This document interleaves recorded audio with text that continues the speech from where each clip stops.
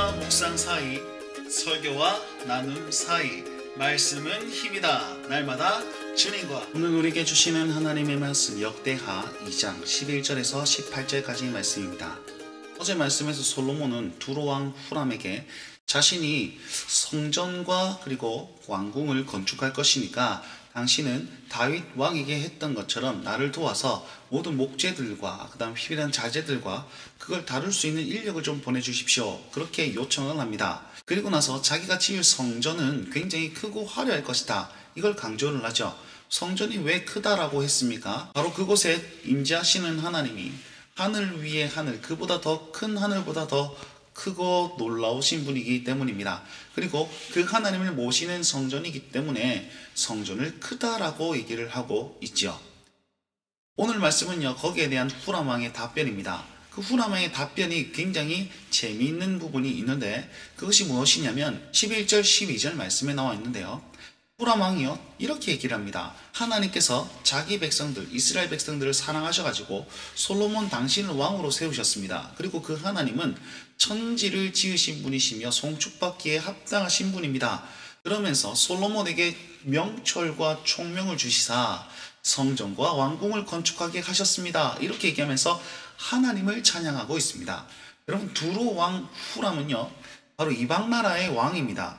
유대민족 이스라엘 백성들과 아무 관계가 없고 적대 국가였단 말이죠. 적대 국가가 다른 나라의 신인 하나님을 이렇게 높이는 것, 이건 굉장히 드문 현상입니다. 그 이유가 무엇이냐면 바로 이스라엘 백성들 그리고 그 왕위가 굉장히 든든히 섰다라는 것을 보여주고 있는 것이 바로 이 후람왕의 고백입니다. 이방인들도 인정할 만큼 이스라엘 백성들이 견고해졌다는 것이고, 그 다음에 부강한 나라가 강대국이 되었다, 그렇게 생각하셔야 하는 겁니다. 하나님께서는 언약에 이렇게 하나님께서는 솔로몬과의 약속에 이렇게 얘기했죠. 내가 지식과 지혜뿐만 아니라 부와 명성과 영광까지도 주겠다. 하나님께서는 그 약속을 탁 이루셔서 다른 이방 나라에서도 존경받는 나라가 되게 하셨다는 겁니다.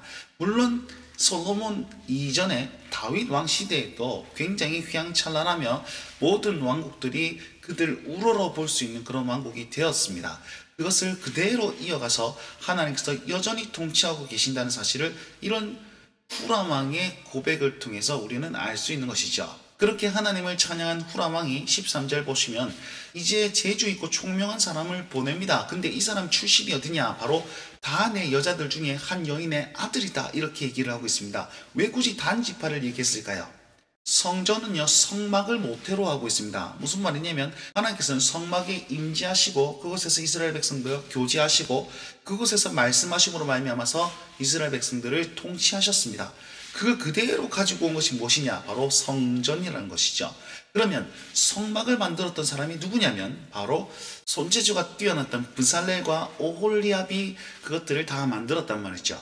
그래서 금, 은, 동과 청색, 자색, 홍색 실로 막 이렇게 해가지고 성막을 잘 만들었다는 거죠. 그들의 지파가 어디냐면 바로 단 지파입니다. 그래서 성막을 지었던 단 지파의 자손들이 성전 건축에 들어와서 또한 그 일들을 감당하고 있다, 그 얘기를 딱 하면서 이 성전이 성막을 모태로 하여서 그 의미들을 그대로 가져오는 하나님의 임재와 교제와 통치의 상징이라는 사실을 이렇게 보여주고 있다는 것입니다. 그리고 후람왕이 자기 나라에 있는 레바논에 그 백향목들을 다 요바로 보내가지고 솔로몬 왕이여 당신은 성전을 건축하십시오, 그렇게 얘기를 하고 있습니다. 오늘 말씀의 핵심은요, 하나님은 이 성전을 이스라엘 백성들의 회복으로 그치지 않는다는 것입니다. 하나님의 통치는 이스라엘의 통치에 그치는 것이 아니라 그 하나님의 나라는 계속 전파하여서 이방과 열방의 그런 통치로 나아간다, 그것들을 이렇게 보여주고 있습니다. 하나님의 성전, 하나님의 나라가 온전히 서면, 하나님의 다스리시면 우리를 넘어서 세상으로 향하게 되고 또 열방에서 하나님이 왕이시다는 사실을 드러내는 그것이 하나님의 최종 목적이다, 이렇게 생각하시면 됩니다. 우리 요한계시록에도 온 세상이 하나님 나라가 되고 새 세계에 영광 받으실 그 나라를 하나님께서 원하고 계신다는 겁니다.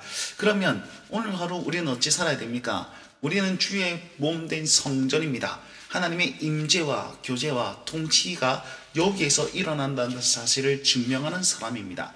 그러면 우리가 성전되어 살아갈 때에 나의 통치뿐만 아니라 이 세상 열방의 통치자가 바로 하나님이심을 드러낼 수 있는 그런 삶을 살아야 되지 않겠습니까? 오늘 하루 우리 삶이 그랬으면 좋겠습니다.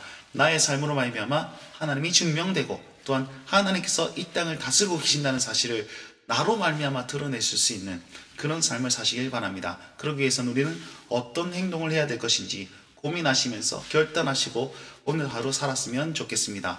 오늘도 우리 주인이시자 만물의 주인이신 그분을 모시고 승리하며 사시는 우리 모든 운동원들과 성도님들 되시길 바랍니다. 주와 동행하십시오. 날마다 주님과